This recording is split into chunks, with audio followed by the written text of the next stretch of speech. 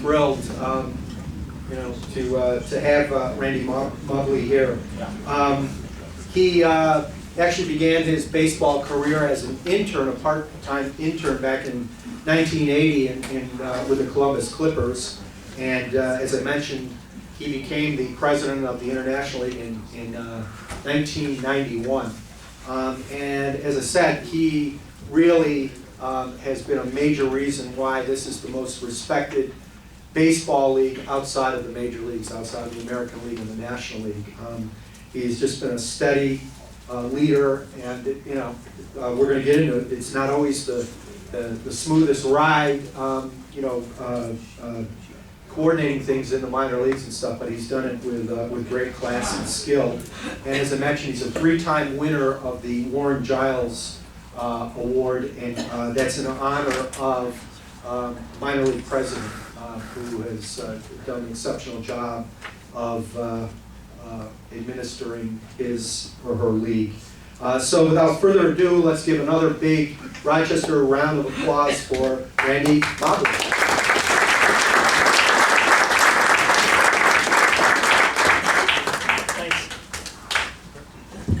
Thanks, Scott. Thanks, everybody. It's gotten a little bit embarrassing over the course of the day today because a lot of people this morning at the shareholders meeting said a lot of nice things. Scott, you're very gracious in your comments there. But the first thing I want to say is that the league truly is the clubs that make up the league, and the league can only do what those clubs are willing to do. And I've just been so very blessed and fortunate to work with, at this point, 14 teams that allow me to do what I do, that are interested in how each team is interested in how their 13 partners are doing, and that makes my job a whole lot easier. You all, being a bunch of history buffs, will probably remember the name Crosley as it relates to baseball and some other things. Over the holidays, I was reading a book about the Crosley family out of Cincinnati, and the primary brothers that were involved in, you may remember the Crosley automobile or a Crosley refrigerator or some other Crosley products. But Lewis, the radio, I heard somebody say absolutely, probably that at the top of the list maybe. But the brothers, Lewis and Powell Crosley, owned the Cincinnati Reds for a while. And they, the ballpark before what was Riverfront Stadium, I guess 3 ballparks ago now, was Crosley Field. But I'm reading this book over the holidays, and the opening part of the book quoted Wilbur Wright, who is another Buckeye, the Wright brothers from around Dayton. And somebody asked Wilbur Wright, if you had advice for a young man, what would be your advice to him for success? And Wilbur Wright responded by saying, first off, pick a set of good parents, and then be born in Ohio. I was blessed with both of those, so I subscribe entirely to Wilbur Wright's philosophy. I grew up in a small town of about 1,000 people, north of Columbus, about 45 minutes. My wife and I went to the same elementary school. She grew up across the cornfield from me, and so we've been together since middle school, and officially for about 37 years now. So been very blessed on that front as well. When Priscilla first approached me about coming to speak to this group, I gave, as I recall anyhow, a quick yes, but the more I thought about it, the more I thought I could be setting myself up for something. Have any of you seen the recent Bud Light commercials where there's this sorcerer turning things into cartons of Bud Light? Have you seen that? Yep. Yeah, they did. Okay, yeah, that's it. So here's the deal. If anybody tries to turn tonight into Stump the League President with Rochester baseball history, my able assistant, Maury Silver here, will be ushering you to the Dungeon of Terror. Dilly dilly. There are those people that would get a real kick out of me speaking to any type of historical group, because my memory, well, it's not very good. But I'm going to do my best to talk about a few different things and answer the questions that Scott has here a little bit later on. You know, one of the things that when I do have occasion to speak to some groups, you know, people like to hear stories. So, you know, I thought of a couple that I might share with you. I shared in an email with Scott that one of the things that we can talk about till the sun comes up is when the telephone rings at the league president's house anytime between 8 o'clock and 1 in the morning during the baseball season. It's not a good thing. It used to be, before cell phones and all of that, the phone was always on my wife's side of the bed, and I don't know why over the years we didn't move it, because there were a number of times that she's answering it and passing it across to me. But when the phone rings late at night, it's not a good thing, and for whatever reason that doesn't happen as often as it used to, but it still does. But you can get into some interesting things, and one of the things that is one of the, I think, interesting stories and people seem to enjoy is I've got a bat here behind me. And this didn't happen on one of those late nights. This actually happened during a day game. I was sitting in the office. At that point, the office was in, I guess we were up in Dublin at that point in time. It was a day game. There was a ball game being played in Louisville, and I get a call from the umpires after the game saying, we've had a situation with a bat. I say, okay, well, send it on to me, but in the meantime, let me know what happened. So there's a player from the Durham Bulls, the Tampa affiliate, by the name of Jose Guillen, who was on rehab with the Durham baseball team. And as the story was told to me by the umpires, Jose hits the ball, and the bat splinters, and half of the barrel of the bat ends up out behind the pitcher and in the vicinity of second base. And Jose hit the ball, the bat shattered, he starts to run to first base. Then before he got to first base, as they described it, it was about the 45-foot line, then he started to run out towards the other half of the bat, between the mound and second base. And he took a few steps out there, and then he just turned around and ran into the dugout. Well, as it turns out, can I ask you to hold this a second, Scott? This is the only one of these that I've ever seen, and I think you'll get a kick out of it. But it ends up being a bat that's loaded with wine corks.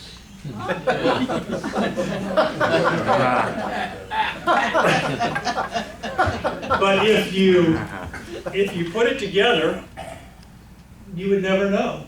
Somebody has done just a miraculous job of hollowing that out, filling it back in, and lo and behold, it's full of wine corks. So I'll leave it lay up here, and you can take a look at that afterwards. It's the one other bat story that I'll tell. Do you remember there was a Mets player, Greg Jeffries, that played in the late 80s, and at that time, actually this was before the late, I guess it was the late 80s, probably about, I don't know, 88, maybe somewhere in there, because I think he played in the Buffalo All-Star game, if I'm not mistaken, and that was, first one was in 88. Greg Jeffries had a bat contract with the Mizuno company. At that point in time, Mizuno, the Japanese company, was not near as prominent as it is now as far as equipment goes here in the States. But at that point in time, Greg was using Mizuno bats. And we got a call in the office. Harold Cooper was the president at the time, so I was his assistant. And our office was in Grove City, Ohio at the time, which is another suburb of Columbus. And we were actually in an old house. We had the first floor of the house that was our office. And the landlord had an office upstairs. So we get this call, we got a problem with the bat. Mr. Cooper says, send it in. The visiting team has protested it, saying that this bat's been something doctored. So Mr. Cooper says, send it in. So the bat arrives the next day. And I said to Mr. Cooper, you want me to take this somewhere and try to get it x-rayed, or what would you like me to do here? Well, Mr. Cooper was if you look in the dictionary under the description or definition of blunt, Mr. Cooper was right there. We're not going to take that blankety blank blank and get it x-rayed. Go get the landlord and his circular saw, and we're going to find out. So we go out on the back porch, and we cut off about 5 inches of the bat, because what had happened is Mizuno, when they would make these bats, as you can envision, the bat's being turned, and on the ends, there has to still be a piece of wood that it's being held onto as it's being turned. Well, Mizuno would stain the bats with that extra 1.5 inches still on there, and then they would cut it off.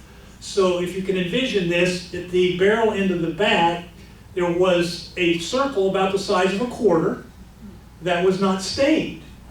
So that's what had raised the attention of the visiting team. So we cut off about 6 inches there, and we cut right through it, nothing there. Nope, the bat's fine. Well, the next day or two, Greg Jeffrey's agent calls Mr. Cooper and wants to know if Greg can have the bat back. Well, Mr. Cooper, heck yes, you can have the bat back, but you're going to find it in 2 pieces. The agent proceeded to get a little bit fired up with Mr. Cooper, saying that, these bats are passing through customs and this, that, and the other. He's only got 6 bats.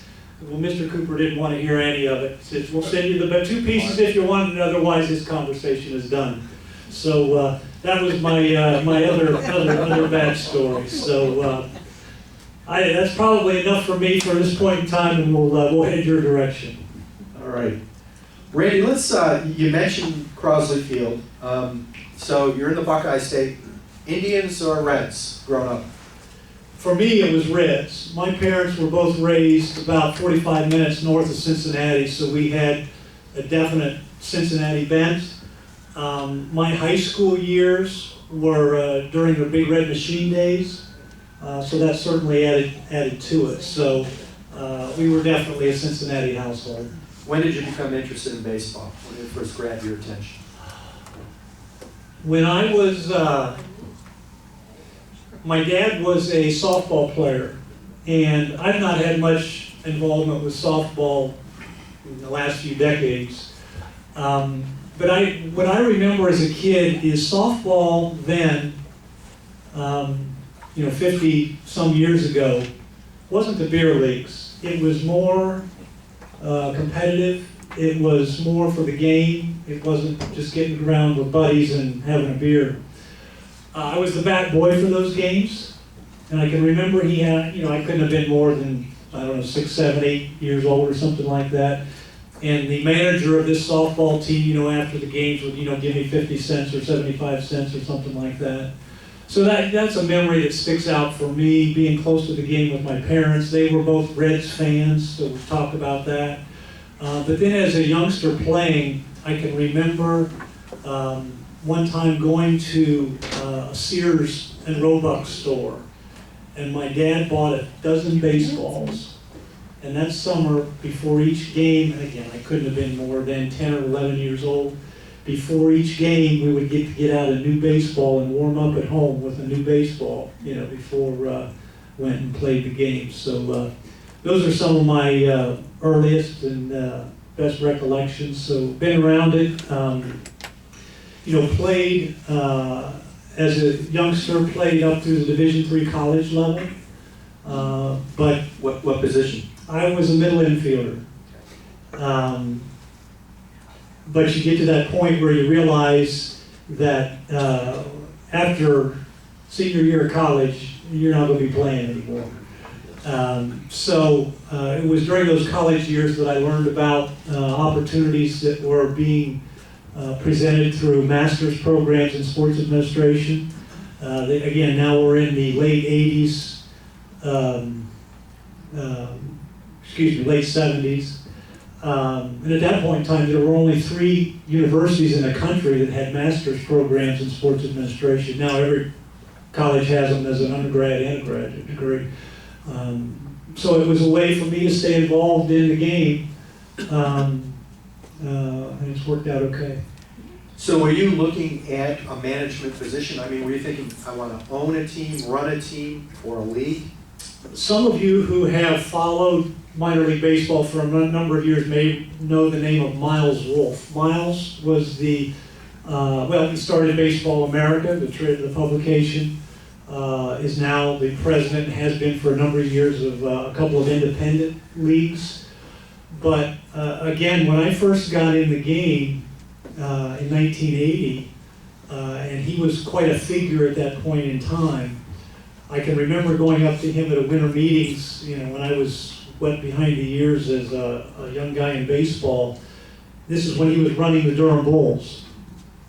And I said to him at that point, my goal is to somehow own a team in the Carolinas, settle down in the community, become part of the community, raise a family, and live happily ever after. So that was, once I had got on the administrative side, that was what I was thinking at that point in time. I ended up then, you mentioned starting out with the Clippers as an intern. It's really pretty funny. It makes a great story when you tell kids in high school or in college about how things get started and just how you never know what's around the next corner. In 1980, I was in graduate school, and I had an opportunity during the summertime to become a part-time intern for the Columbus team. And at that point in time, not everybody was using interns, and if you did, you maybe only had 1 or 2, not anything like it is today. So at that point in time, it was during the middle of the season, because I had just graduated undergraduate that spring, and I started graduate school on the Monday after the Sunday graduation. But during that summer, I had this opportunity with the Columbus team, and they had a full-time intern. So I was the assistant to the full-time intern, and was charged with stock and souvenir stands. Well, then that next year, then I got to be the full-time intern in 1981. And then spent another 4 seasons with the team before I went into the league office as Mr. Cooper's assistant. Now, the Clippers had become affiliated with the Yankees at that time? They were. I started, that was 1980, and they were in their 2nd year with the Yankees at that point in time. They'd been a Pirates affiliate in 87 and 88, 77 and 78. I'm having troubles with my 70s and 80s here. So yes, it was a Yankee affiliate. Any Steinbrenner stories? Because we know that George was from Columbus, and that's one of the reasons why he moved it from Syracuse, his affiliation and stuff, to Yes, Columbus. every 4th of July, Mr. Steinbrenner's birthday is on the 4th of July, and every 4th of July he would spend that in Columbus. His wife was from Columbus, and they would visit her family, and he would be out there every 4th of July. I had only a few brief encounters with him, but nothing really to speak of. So you didn't screw up like the sandwich or anything like that? That would have gotten you fired. I did not. I stuck to my souvenir responsibilities. Let's talk a little bit, you mentioned about, overseeing all these teams and the teams and so forth.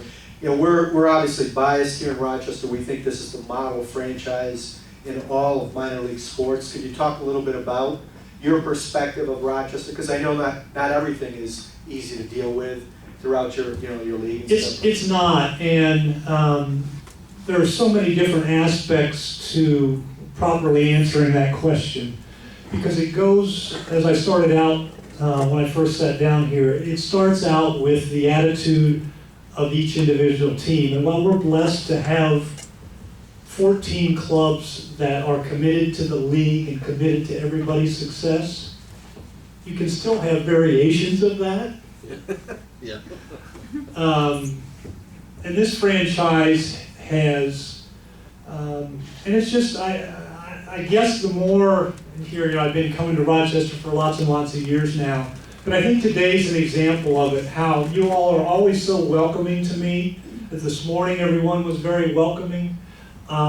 That's the attitude of this franchise in my mind in so many different ways. They quite honestly make my job very easy here. They're so supportive of what we do in the office. They communicate well. That's one of the things that has changed over the years as this business has gone from being mom and pop operations to finely tuned organizations. That has meant staffs growing. That has meant responsibilities being assigned up and down the line. So it's more difficult now for organizations to communicate to a central office from the perspective of, you know, they've handed things off within their individual organization.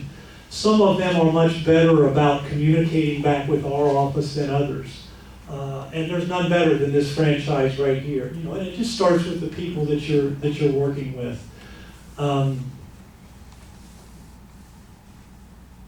This league has shown such a great appreciation for the league office. And the three of us, we run lean and mean in the league office. There are three of us. And for what we do, we've made a pretty good team, and I so appreciate the philosophy and the approach and the attitude that this franchise has, because it makes things, it quite honestly makes things easier for us. Let's get into the specifics of your job and things that you're responsible for, and let's talk a little bit first, I guess, about what are the biggest challenges you face as the president of a minor league? Well, I think the challenges that you face are constantly trying to find what that next thing is that you can do from our office to help the people in the trenches. And those clubs are the people in the trenches. You know, the people who are sitting in the office picking up the phone trying to sell tickets. The people who are dealing with the media here locally. The people who are trying to be on the cutting edge of providing new food options in ballparks. You know, what can we do? We are a service office. So we need to constantly be looking at what we can do to help them. And that's not always, I'm not a super creative person to begin with. So that's a challenge for us. I know, like, when the lease negotiations were getting hot and heavy toward the end, you were here.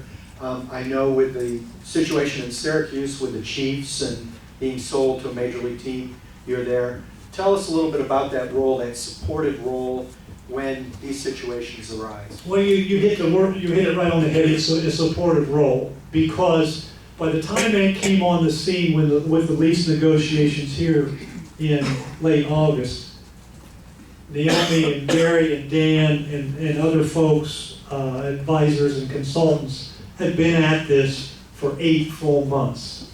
You know, and here I come right in, you know, at this point in time. So there had been just so much work done on it before then. It truly was a point where they thought that I might be able to, as an outsider, add something. So it was coming in support of. We've got a situation in Pawtucket now where they're trying to get a new ballpark built. You know, I've been in over there a couple of times, one to testify before a state house committee on financing. And you come in and you try to bring that outside perspective, you try to bring that larger perspective where I could speak to, well, what happens in 13 other cities? What happens around minor league baseball in a particular circumstance? You know, it's not that you've got anything, you know, it's not like you're coming in on a white horse with all the answers, but it's some additional information that you can provide that you hope helps the situation. You mentioned about the stadium situation. You were early, relatively early in your administration, and with the situation here with the ballpark and stuff. Do you remember, you know, did you have to lend your support at that point? Because things were getting a little sticky there. You know, I really didn't. At that point, if I've got anything to add now, I really didn't have anything to add at that point. Yeah, no, that I did not. One of the historical precedents here, Rochester was involved with this, was we went from minor league teams being independent to becoming part of a farm system. Branch Rickey is credited with being one of the fathers of the farm system, and Rochester starting out becomes, you know, part of the St. Louis organization. We're seeing down the road now a situation here where we're going to kind of back to the future, so to speak, where the New York Mets have purchased the Syracuse Chiefs. Talk a little bit about that. Is this kind of a trend at all that's going on? There's a bit of a trend, but there's a sub-level issue here that is really promoting this trend. And the major leagues are using the purchase as a way of guaranteeing their location for their affiliates. You know, and that's what this in Syracuse was all about.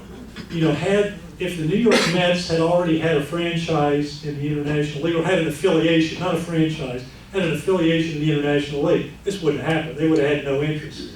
This is a geographic buy, is what it is. And this has happened at other classifications to the degree that here a couple of years ago, the Commissioner's Office, in conjunction with the President of Minor League Baseball, instituted a rule whereby a Major League team now cannot buy into a minor league team unless it's at greater than 50%. So that if you want your affiliation there, then you in essence have to own that franchise. Because what was happening was teams were buying 5 or 10% of a club and then expecting, and it's basically circumventing the affiliation process. So I don't think that we're going to see any more of this. The Syracuse situation was necessary. Our office is fully supportive of what has happened there. In a perfect situation, it probably would not have gone this route, but all things considered, I think this was in the best interest of the Syracuse baseball fan. I think it's in the best interest of the International League. The New York Mets, and the conversations I've had with Jeff Wilpon, is very committed to the Syracuse market.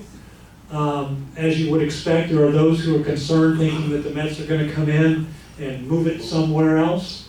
Those people aren't familiar with the territorial rules and restrictions. A lot of them think, well, they're going to move them somewhere down close to the city right away. Well, there's no territory down there available for that. So we certainly as a league don't live in fear that this franchise is going anywhere. But we hope now that they will have the wherewithal to be able to expand a staff and maybe unlock some things that haven't been able to be unlocked in recent years. Randy, how involved do you get with switches and affiliations? You know, the Wings said, we want to go with the Twins, we've done our due diligence, we just think this is, you know, the way to go. How involved do you get when those sorts of things? It's very rare that we would get involved in that because that truly is a business relationship between those two parties. I mentioned this morning at the shareholder meeting, this is one of the questions that I get quite frequently, and that relates to the affiliation process. And as we've seen in recent years, the minor league clubs or the major league clubs wanting to locate their minor league teams close to their major league affiliate. And as I said this morning, there are really two factors in that. One is the geography, and that is the other one is the relationship. How can you work together? in Rochester has become a bit of an exception to what we're seeing with the Twins' relationship. But I will take relationship every time over geography. We can be located right down the road from each other, but if we can't get along, it doesn't matter. Randy, I know Gary Larder and I, we've been on this train a long time here about pace of game. And we know, like in the past couple of years now, the experimentation with the pitch clock here. Can you talk about this? Because I know Rob Manfred, this is also at the front of his priorities. It is, and I'm hopeful that we will all see that in living color here in the next few weeks. When we began this process 4 years ago, we were told that the major leagues are going to go to something, going to do something, but we need you to also provide us some data on how this would work.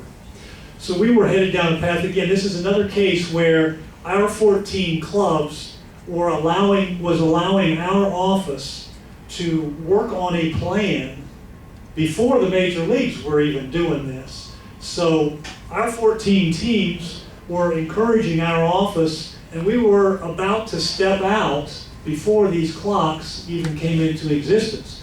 But as timing worked out, it matched up together.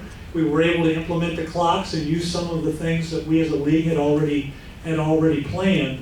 But we've been told all along the major leagues are going to do something. Then we were told that, well, we can't do it without the Players Association signing off unless we give them a year's notice. Well, that's where we are now. As we've all read in the last few days, the Players Association doesn't like what the major leagues are proposing, but at the same time, the major leagues now are saying that we've given you the year and we can't implement. The commissioner still wants to come to some negotiated answer, but at some point, he's going to have to do something, and I hope if there is not an answer, I hope he doesn't give it another year. As you might expect, things that trickle down are easier for us to implement. So if something begins at the major league level now, even though we're already up and running, it is certainly going to help our program as well. One of the big trends in baseball, Randy, that we've seen over the past decade and a half has been really the implementation of analytics, more and more in every aspect of the game. How do you utilize analytics in your office? Not much.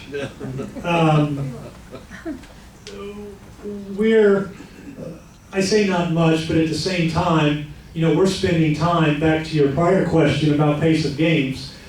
We spent time last summer and had a great assistant in our office, Chris Sprague, who, when I say we, oftentimes it means Chris.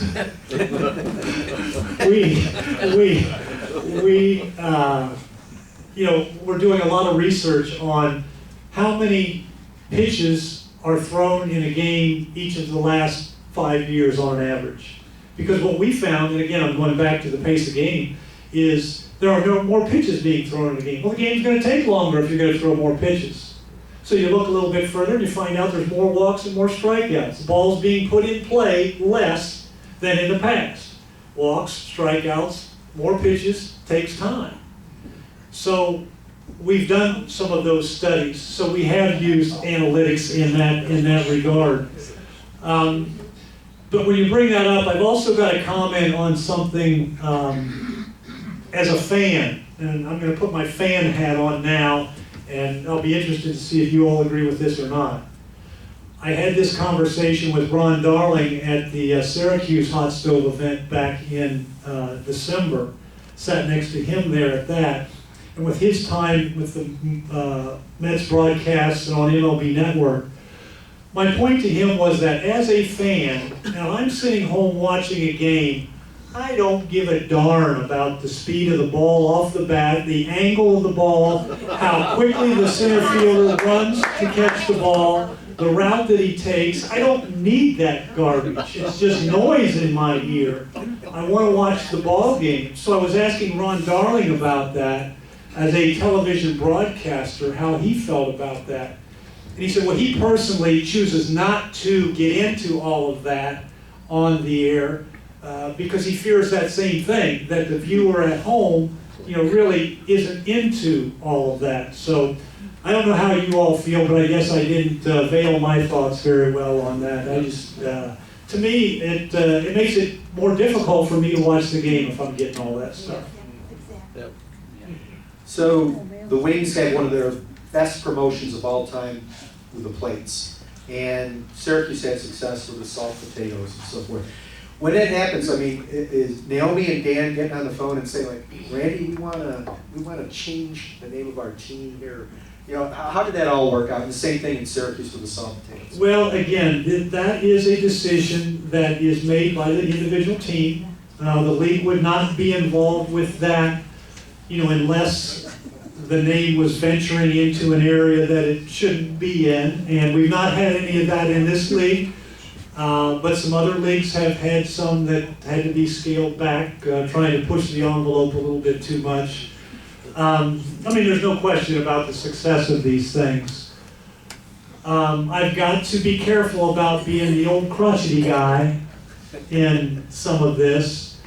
But the question that I have to ask myself, and you know, to do something once or twice during the season is great, but we've got clubs, and again, I'm speaking in a general sense about the entire industry, you know, that are doing something once a week or twice a week with some kind of special jersey. And, you know, should a AAA professional baseball player be having to wear a jersey that has SpongeBob on it?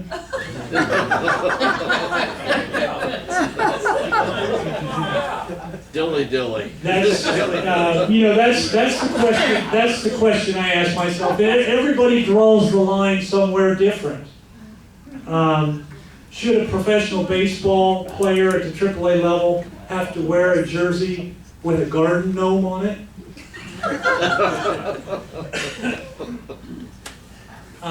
But again, these are team decisions, and you know, the phrase I've used is sometimes I think we get caught up with thinking whoever gets the most mentions on ESPN or whoever sells the most T-shirts or the most hats, when we die, whoever has sold the most wins the game.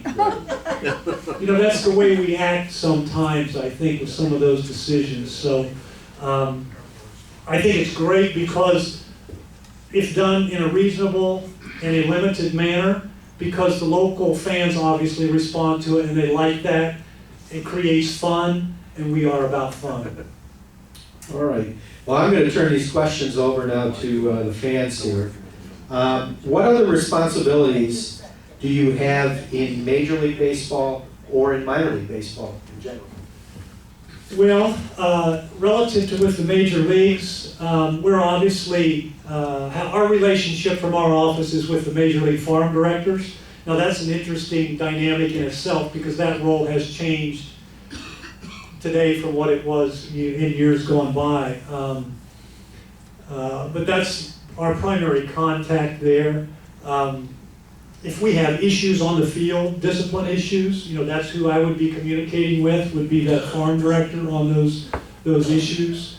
I also sit on a committee of league presidents and Major League Farm Directors that is not very active at this point in time, but has over the years. You might recall that in the early 90s, we implemented a policy, was called the behavior policy, and when players left their positions, everybody was fined. It's interesting, I guess, as I talk about farm directors, that was a joint committee that did that in the 90s. Well, the temperature has changed with new personnel at the major league level, and that policy has been watered down significantly since then. It was kind of like in hockey, the guy off the bench, you know, but that's changed. So involved with that. I've been involved in the umpire labor negotiations since year 2000, I guess, when they first unionized. Been involved with that.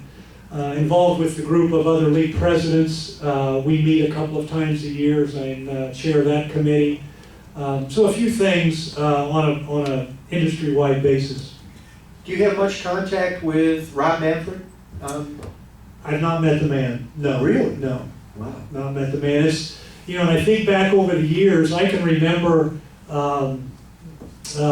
when, let's see, when Peter Uberoff was the commissioner. he came to one of our league president dinners at the winter meetings. Now at the winter meetings, we don't even see the commissioner. I've said a few different times to our minor league baseball administration, it would be such a lift to all of the minor league folks if the commissioner would show up there. Another thing that's changed over the years is, some of you might remember when we had the AAA alliance between the American Association and the International League. And at that point in time, Harold Cooper, we called the commissioner of the AAA alliance. Well, Major Leagues, the commissioner's office didn't like that because there's only one commissioner. But nowadays, and he's the commissioner of baseball, which he truly is, but even Major League Baseball now bills him as the Major League Commissioner, as opposed to the Commissioner of Baseball. I find it a little strange because, like, you're working on issues that are, really important to this sport, Right. Base of game in particular. Like, why there wouldn't be a little bit more of a, working relationship? Well, that communication is occurring, but it's between the Commissioner's office and the Minor League Baseball office in St. Petersburg. And the Commissioner himself, using Pace of Game as an example, the Commissioner and the President of Minor League Baseball will meet, I'm going to say, probably 4 or 5 times a year for a brief period of time, but then there are other folks in the Commissioner's office depending what the issue is. Next question here, Randy. There are about 80 people in this room right now, and we don't feel it's fair that the Wings are in a 16 division while 8 of the league's teams are in 4 team divisions. What about 2 7-team divisions? It could be done. The question then is, if you look at the 6 teams that are currently in this division, who are you going to put in there as the 7th team? Is it going to be Columbus or Toledo? Is it going to be Norfolk? And then you're going to start talking about travel expenses. If it's one of those 3 teams that I talk about, Toledo, Columbus, Norfolk, so now you're going to have them traveling to all those other 6 cities and not playing Louisville, Indianapolis, that are 2 hours away, but yet Pawtucket is in your division. So it's entirely geographically based. You may already be aware of it. I'll run through a little bit of the history of this. It began in 1998 when the American Association dissolved, and we brought in Buffalo and Louisville and Indianapolis, and Durham came in as the expansion franchise. And it was determined that at that point in time we would go with the 6-4-4, and that the winner of the North Division would always have home field advantage in the first round of the playoffs. So as you may or may not realize, the division winner here always opens on the road for 2 games against the wild card team, and then they are always home for 3 games.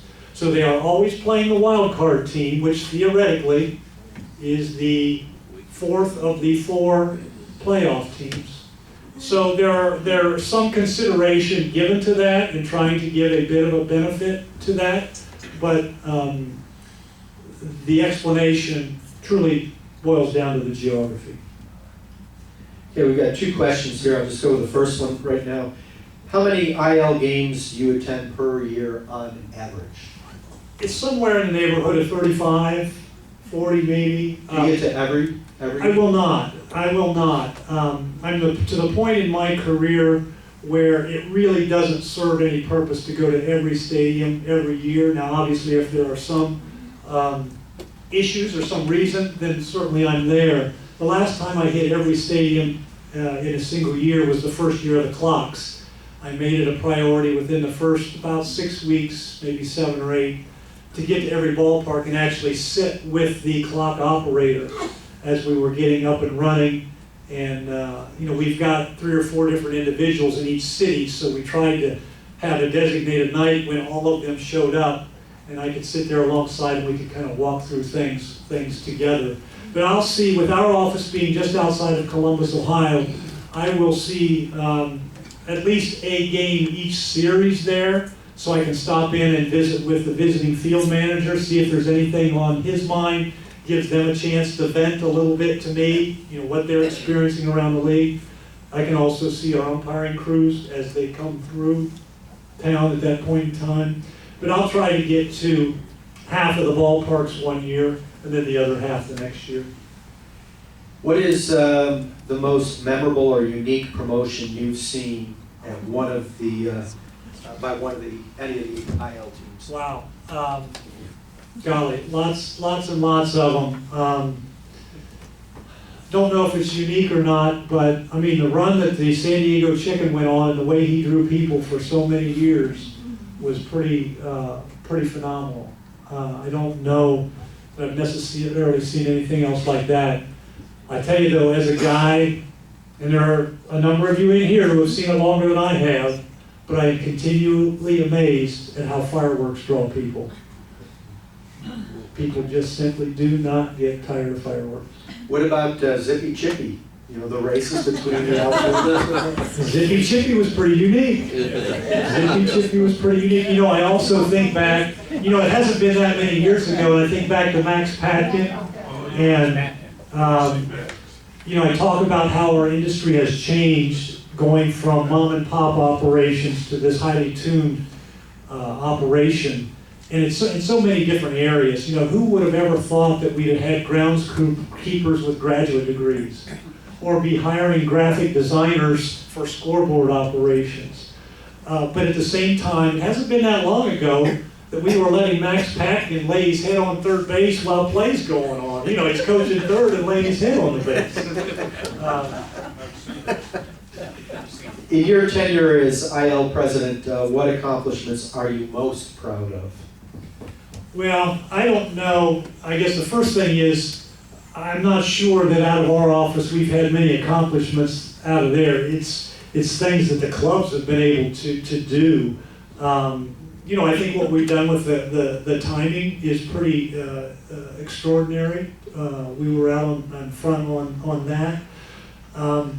Just the fact that we have had the stability within the league that we have, within the cities, with the major league affiliates, even in front office operations.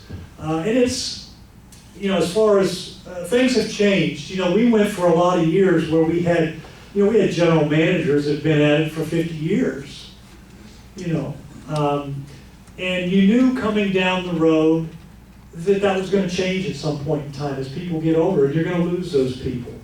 And it's been a challenging last 7-8 years as we've entered that spot where you've lost some of the people that I often say that the Dan Masons, myself, other people of our era have had it so easy compared to those people in the 50s and 60s that were fighting and scrapping and scratching and scraping to keep minor league baseball going. I've mentioned Mr. Cooper a few times tonight, and I'm sure all of these teams have these stories. He ran the Columbus team for a while. He tells the story about how he got somebody to pay for their season tickets early, and took that money and immediately went to the post office to buy stamps to send out a mailing to people. We have not had to do those kind of things. So, the Tex Simones, and I could go on and on. It's been painful to lose those people, and it really, I don't know. It leaves me with a little bit of a guilty feeling knowing what they had gone through, and you hope that whenever it is that I'm done, or those of my age are done, you hope that you've somehow moved it forward a little bit. But I'm not sure that I'll ever be convinced that we really did, because they fought some really tough battles.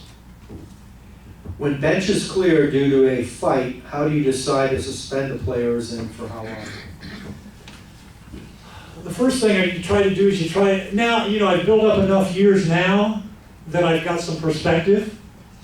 Is this more serious than that was? Is this less serious than that was? Back when I first went into the office, how many of you remember this out at Silver Stadium when Corey Snyder threw the bat in the stands? That, I wasn't in the number 1 chair then. I was in the number 2 chair, so I didn't have to make any decisions on that. But you just try to, be as consistent as you can.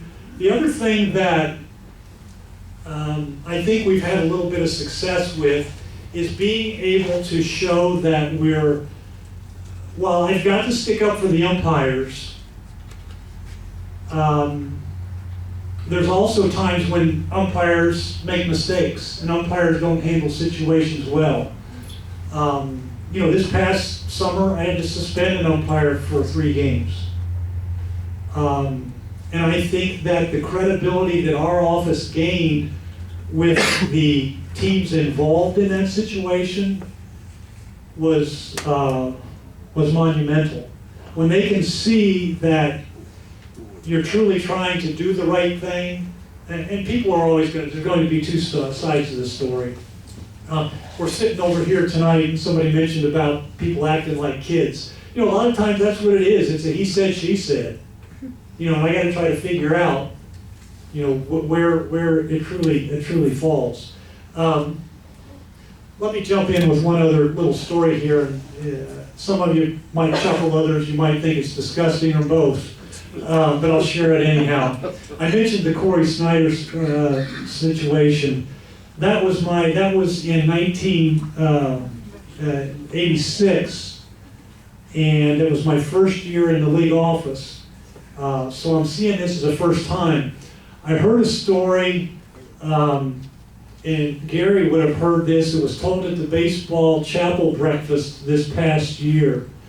Reed Ryan is the son of Nolan Ryan. And Reed, very bright young man, he's currently the president of the Houston Astros, but ran the AAA team in Round Rock, Texas for his dad for a number of years. They also owned the team in Corpus Christi. Reed was telling about his first day on the job with the Astros as the president of the club. Now, just to, again, try to tie back, the Corey Snyder thing was my first season, but that's what reminded me of this story. This was Reed's first day. He gets a call on his walkie-talkie. Reed, we need you down here to deal with a concessions issue. Concessions falls under his purview. He's not sure what he's going to get into, and he gets down there. This actually, I didn't know this. I'm not a YouTube guy or much of a social media guy, but I guess it made the rounds pretty heavily. There is a snow cone vendor in the ballpark who needed to use the facilities. The snow cone vendor takes his tray of snow cones with him, sits them on the floor, and somebody takes a snapshot 2 feet under the stall and the snow cone tray sitting outside the door, and Reed Ryan now needs to deal with this on his first day, and it's now already hitting social media. I didn't have a first day like that, and I'm thankful for that. Do you have a favorite Joe Altobelli story? Joe, I don't know that it's a favorite story, but it's certainly a fond memory. When I worked for the Columbus Club, Joe managed the club. And just as I know he did here, and wow, was this so inspirational, so much appreciated, and I really think that it was a part of the perspective, a big part of the perspective that I have now. Joe, every day the team was at home, coming into the office, and he's hanging out, and he's talking to the young guys in the office, and I was one of those young guys. Here I am, I don't remember just what year it was, but I may have been that assistant to the intern stock and souvenir store, and he's talking to me just like he's talking to anybody else.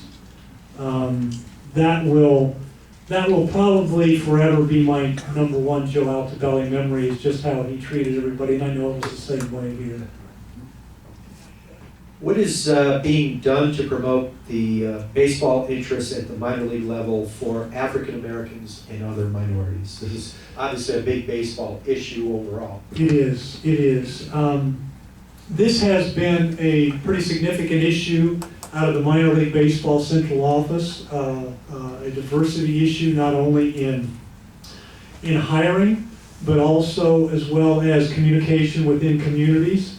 And as the Latin American influence and the Mexican influence, there is a lot of effort put out. Minor League Baseball President Pat O'Connor speaks at I don't know how many events annually at historic black colleges throughout the country, recruiting individuals to explore the possibility of employment in minor league baseball. And Pat's right on target with his thinking in that as our communities change, our staffing needs to change to reflect that and to be able to communicate. I don't remember this, and it could apply to any nationality, it could apply to any minority. But Pat tells a story about an African American man saying to him, black people don't go where black people don't go. Which, if you think about it, it's true. And it doesn't just apply to African Americans, it applies to any minority. So there are significant efforts underway to try to appeal and diversify, our crowds. Has anything been discussed about somehow legitimizing the Governor's Cup playoffs so that successful teams aren't being rated by September call-ups, hurting their chances at Governor's Cup title? That's why I love this group, because you are pure baseball people, and that is a pure baseball thought. And I wish I could figure out some way to spin it. It ain't gonna happen.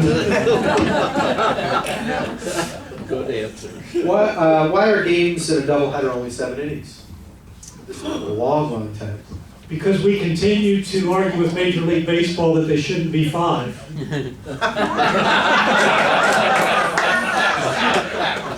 All right. Actually, I say that somewhat in jest. One of my, there's this constant rub from and it goes back to the previous question, the development side of things versus the winning side of things. And we're never going to get around that. It's, again, trying to find that agreed upon line. Dan and Naomi and Gary have heard me say this in meetings a number of times. One of my worst fears is that Major League Baseball changes our game at this level into spring training games.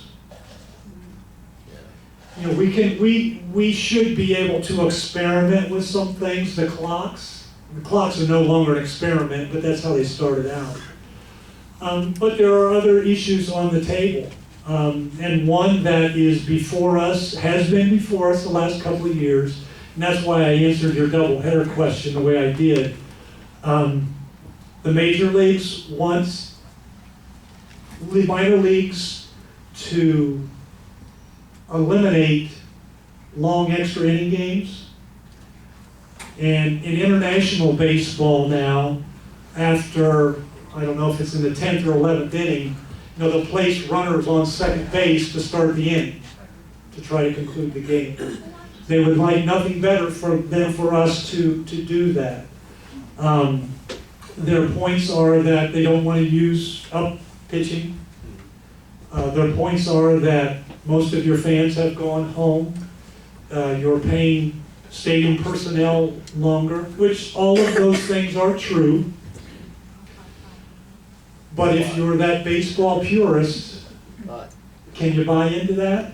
That's something that we as administrators are being brought into that conversation, and we have to keep the fans in mind. We have to keep all of those different perspectives in mind. It's not an easy conversation, and it's not a fun conversation, because I think this league has more of a traditional approach on many things, and sometimes we have to do things we don't want to do, but at other times, some things are worth dying on the hill for, and we got to decide that. Will there ever be another Canadian team in the International League? Obviously, we had Toronto and Montreal at one point. Right, in Ottawa. I loved Ottawa. I think the league loved Ottawa. But if there is expansion again, I think one of the points of conversation will be, can the International League go back to Ottawa? A lot of things have changed since we were there, including 9/11 and moving back and forth across the border with a lot of players who are not U.S. citizens. Is more challenging than it once was. Now the major leagues can do it, they do it with charters and so forth, a little bit easier than what we do it. But I don't think that we'll see it anytime soon, quite honestly. I tell the story, and I've told it here tonight. I don't know why he was in the ballpark, but Pat Gillick was in this ballpark in about 1990, and he and I were, for some reason, standing in the tunnel behind home plate, talking. And I very vividly remember me talking to him about, we were going to Ottawa. The gentleman up there was going to own the club, was a lifelong resident, which he was. He was a businessman there. He had owned the Ottawa 67's hockey team, so he had experience in professional sports.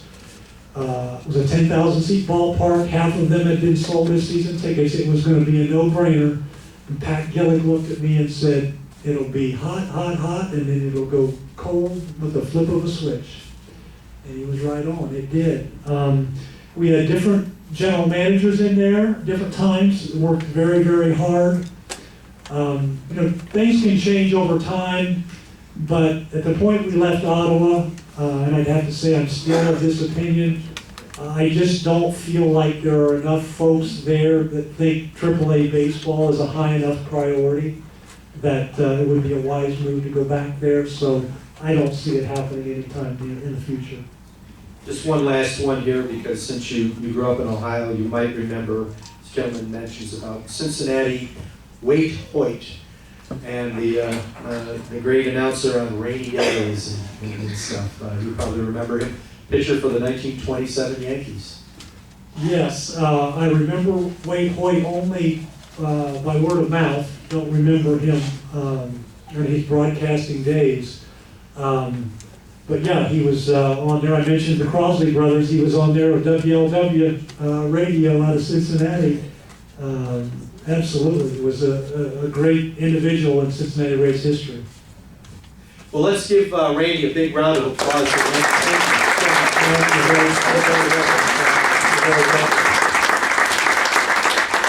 Thank you all very much. It's been great to be with you. I brought some books that I set over here on the corner of the table that they're last year's International League record book, so they're a year old, but they're full of different statistics and history. Thought it might be something, if any of you are interested, you're welcome to take one of those. So thank you very much for having me. Now, Randy, before you go, we have a tradition here for our guests. We would like to make them honorary lifetime members of the Rochester Baseball Historical Society. So please thank you very this on much. behalf. Thank you. Thank you so You're welcome much. back anytime.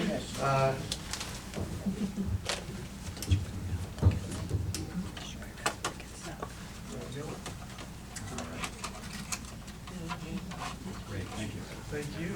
And I want to give you also a copy of the book I did years ago on Rochester baseball history. I'm sure. Thank you, Scott. Scott, can I just want to say something. You know, Randy is far too modest to have even gone here, but you know, he provides such great counsel to other leagues, other league presidents. It's really quite remarkable. The man runs from sunup to sundown, trying to accommodate people and their questions during the baseball winter meetings. You've never seen anything like it. It is a hard, hard job. The decisions that he has to make are really very important to all of us. And I know that in our league, you know, there are owners that have very different goals, objectives for their teams. And Randy has a wonderful way of being able to bring us all together, you know, for the common good. It doesn't always work that way in a lot of other leagues, as you can imagine, and I'm sure you've heard. So, you know, just a big thank you to Randy for everything that he does.